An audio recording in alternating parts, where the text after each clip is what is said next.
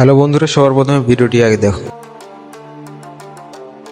তোমার নর্মাল ফটোকে তুমিও এক ক্লিকে 8K আলট্রা এইচডিতে কনভার্ট করতে পারবে। কিভাবে করবে চলো তার আগে আমাকে ফলো করে নাও।